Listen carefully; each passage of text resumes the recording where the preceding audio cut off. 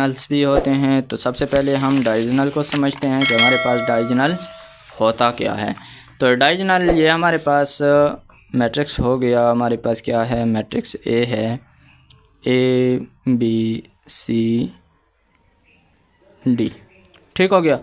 तो अब डायगोनल क्या होता है हमारे पास, इस वाले एले ये जो हमारे पास मैंने ये लगाया है इसको हम क्या कहते हैं, डायगोनल कहते हैं। और इसको कौन सा डायगोनल कहते हैं, प्रिंसिपल डायगोनल। कौन से वाला डायगोनल, प्रिंसिपल डायगोनल। इस चीज़ को हम क्या कहते हैं, प्रिंसिपल डायगोनल।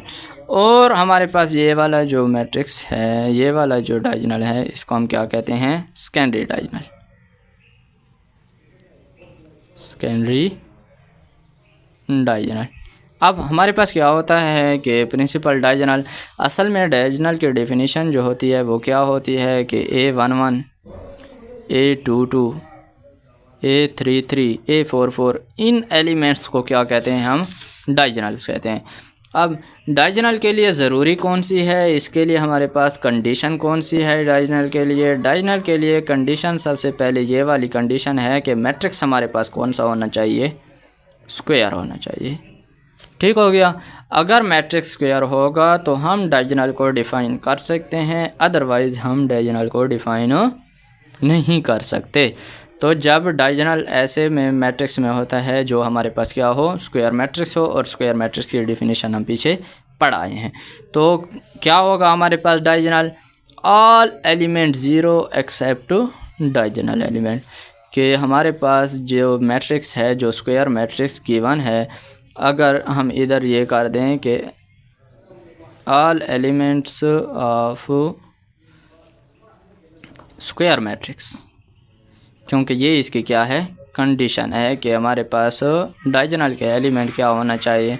डायगोनल ऐसे मैट्रिक्स में होता है जो हमारे पास zero, all elements of square matrix are zero except diagonal element.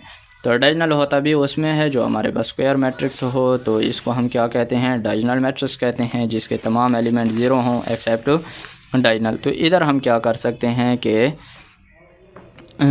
एक मैट्रिक्स डिफ़ाइन करते हैं, ए हमारे पास क्या होना चाहिए, सबसे पहले स्क्वायर मैट्रिक्स होना चाहिए। जैसे हम लिखते हैं 1 2 3 4 5 6 9 8 7। तो अब इसमें डायगोनल कौन से वाला होगा हमारे पास, ये वाला हमारे पास क्या है, डायगोनल है। अब हम करते हैं कि डायगोनल मैट्रिक्स कौन सा होता है, डायगोनल मैट्रिक्स मतलब हमारे पास डायगोनल ऑफ ए मैट्रिक्स, या मैट्रिक्स को डायगोनल कहेंगे कि इसमें क्या हो, ये वाले एलिमेंट्स हो हमारे पास क्या हों, कोई ना कोई भी एलिमेंट्स हो सकते हैं, लेकिन बाकी तमाम एंट्रीज जो हैं वो हमारे पास क्या होने चाहिए, ज़ीरो होने चाहिए। तो इसको हम क्या कहते हैं, डायगोनल मैट्रिक्स। अब मैंने कहा कि इसके लिए स्क्वायर मैट्रिक्स का होना क्या है, ज़रूरी है। अगर इसके स्क्वायर मैट्रिक्स ना हो तो इसका हमारे पास क्या है, हम उसका डायगोनल क्यों फाइंड नहीं कर सकते। तो इसके लिए हम देखते हैं एक एग्जांपल, मिसाल के तौर पे हमारे पास ये है मैट्रिक्स ए, ये हमारे पास स्क्वायर नहीं है बल्कि रेक्टेंगुलर है, 3 2 3 4 -1 2 1। अब अगर देखें हमारे पास, तो ये और ये हमारे पास क्या हो रहे हैं, डायगोनल इस तरह होता है ना। अब इस वाला एलिमेंट इधर कहाँ जाएगा। अब अगर इस वाली बात करें कि ये प्रिंसिपल डायगोनल, इसका एक एलिमेंट इधर नहीं है, और अगर इधर बात करें कि ये वाला एलिमेंट, तो इस वाला एलिमेंट, ये वाला एलिमेंट नहीं है। तो इस वजह से हम क्या कहते हैं कि हमारे पास स्क्वायर मैट्रिक्स का होना ज़रूरी है, मतलब नंबर ऑफ़ रोज़ और नंबर ऑफ़ कॉलम हमारे पास क्या हों, इक्वल हों।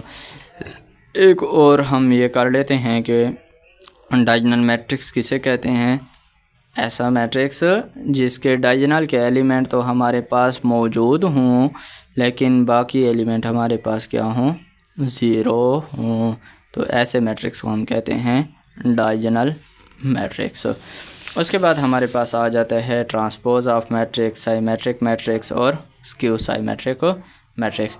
तो ट्रांसपोज ऑफ मैट्रिक्स को समझने के लिए हम इसकी डेफिनेशन चेक करते हैं कि शॉर्ट डिफिनीशन लिखी है कि जब हम मैट्रिक्स के रोज़ को किस में चेंज कर दें, कॉलम में चेंज कर दें, या ऐसा कह सकते हैं कि कॉलम को रोज़ में चेंज करें और रोज़ को कॉलम में चेंज कर दें, तो इसको हम क्या कहते हैं, ट्रांसपोज ऑफ मैट्रिक्स। और इसको डिनोट किससे करते हैं, ए के ऊपर टी लगाते हैं। तो ये हमारे पास किसका साइन है, ट्रांसपोज का साइन है।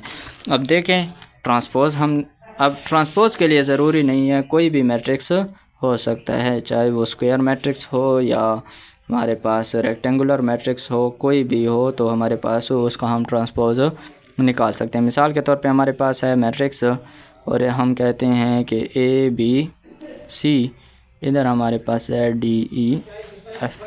तो अब हम ट्रांसपोज इसका किस तरह निकालेंगे, सबसे पहले तो हम क्या करते हैं, ए की टी लगा देते हैं। उसके बाद हमने क्या कहा है कि रोज़ को क्या कर दें, कॉलम में चेंज कर दें। तो ये हमारे पास रोज़ हैं, इसको किस में कर दें, कॉलम में चेंज करें, मतलब हॉरिजॉन्टल को किस में चेंज करें, वर्टिकल में। तो ये ऐसे आ जाएगा ABC। दूसरी रोज़ को भी कर दें चेंज, तो ये हमारे पास किस तरह आ जाएगा, DEF। अब आप लोगों से क्वेश्चन ये है कि अब बताएं कि क्या जब हम मैट्रिक्स का ट्रांसपोज लेते हैं तो उसका ऑर्डर चेंज होता है या नहीं होता। इसका जवाब आप कमेंट में बता दें कि क्या मैट्रिक्स का क्या होगा, हमारे पास इसका ऑर्डर चेंज होगा या नहीं होगा। अब उसके बाद हम जाते हैं कि हमारे पास क्या है, साइमेट्रिक्स मैट्रिक्स क्या है, स्क्यू साइमेट्रिक मैट्रिक्स क्या है। तो साइमेट्रिक मैट्रिक्स ऐसा मैट्रिक्स है कि उसका ट्रांसपोज लें फिर भी हमारे पास क्या आ जाए, मैट्रिक्स के इक्वल आ जाए, जो हमारे पास ओरिजिनल मैट्रिक्स है उसके क्या आ जाए, इक्वल आ जाए, तो उसको हम क्या कहते हैं, साइमेट्रिक्स मैट्रिक्स कहते हैं। जैसे कि हमारे पास क्या है, एक मैट्रिक्स हम लेते हैं A और वो हमारे पास है 1 2 1 2 2 4। अब इसका अगर ट्रांसपोज ले लें, ट्रांसपोज में हम क्या करते हैं कि इसको किस में चेंज करते हैं, रो को कॉलम में चेंज करते हैं। तो ये रो किस में चेंज हो गई, कॉलम में चेंज हो गई। इसको भी क्या कर देते हैं, कॉलम में चेंज कर देते हैं। तो अब देखें ए का ट्रांसपोज और ए हमारे पास क्या है, इक्वल हैं या नहीं है। अब मैंने क्या बताई थी, दो कंडीशन बताई थी कि ट्रांसपोज या दो मैट्रिक्स इक्वल कब होते हैं, जब उनका हमारे पास क्या हो, ऑर्डर सेम हो, और दूसरी कंडीशन कौन सी थी कि उनके करस्पॉन्डिंग एलिमेंट भी सेम हों। तो इनका देख लें, ऑर्डर भी हमारे पास क्या है, सेम है, और करस्पॉन्डिंग एलिमेंट भी सेम है, तो इस वजह से हम इसको इस तरह लिख सकते हैं। और अब हम क्या कहेंगे कि मैट्रिक्स ए हमारे पास जो है ये क्या है, ए इज़ अ साइमेट्रिक,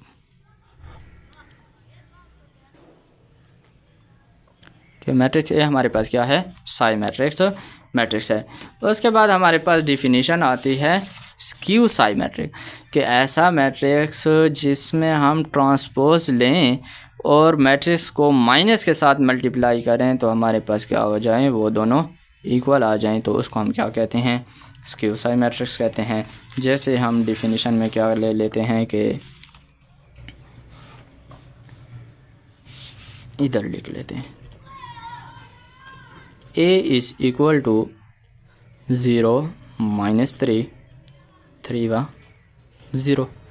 अब इसका ट्रांसपोज ले लें पहले, तो A का ट्रांसपोज ले लें तो हमारे पास क्या आ जाएगा, 0 -3, इसको चेंज कर दें तो ये आ जाएगा 3 व 0।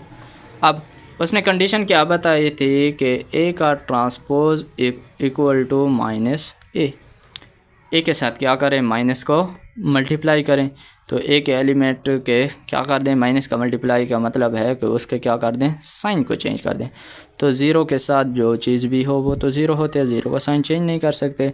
उसके बाद इधर क्या है, हमारे पास -3 है, ए के हमारे पास क्या है, -3 है, तो इसके साथ माइनस को मल्टीप्लाई करेंगे तो माइनस माइनस प्लस हो जाएगा, ये हो जाएगा 3।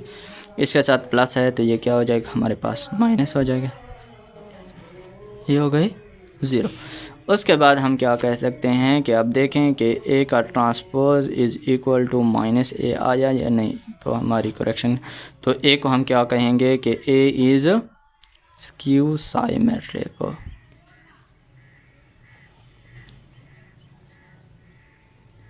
अब एक और भी हमारे पास ट्रिक्स है जिसके मदद से हम जान सकते हैं कि हमें अगर कोई हमें कह दे कि हमने क्या बनाना है कि मैट्रिक्स को स्क्यू साइमेट्रिक्स, हमें डायरेक्ट कैसे पता चल जाएगा कि ये हमारे पास स्क्यू साइमेट्रिक्स है या नहीं है। तो उसके लिए आप कमेंट में बता दें, अगर या मैं बता देता हूँ क्या है हमारे पास, कि हमारे पास क्या होने चाहिए, डायगोनल चेंज कभी भी नहीं होता। A B C D E, और इधर हम लिखते हैं कि एफ सी एक्स। अब हमारे पास कौन कौन से एलिमेंट सेम होने चाहिए, तो हम कहेंगे कि ये हमारे पास क्या है, साइमेट्रिक्स है। डायगोनल वाले एलिमेंट जो भी हों ये अपनी जगह तब्दील नहीं होते, ये यहाँ के यहाँ ही रहेंगे।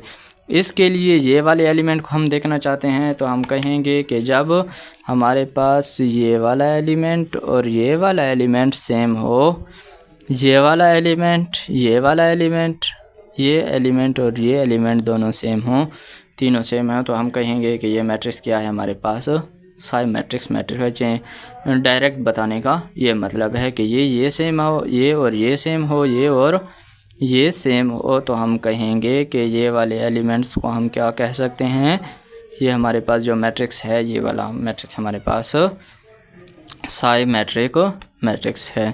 तो यहाँ हमारे लेक्चर का इख्तिताम होता है। इंशाअल्लाह अगले टॉपिक में हम इनके एक्सरसाइज के क्वेश्चन करेंगे।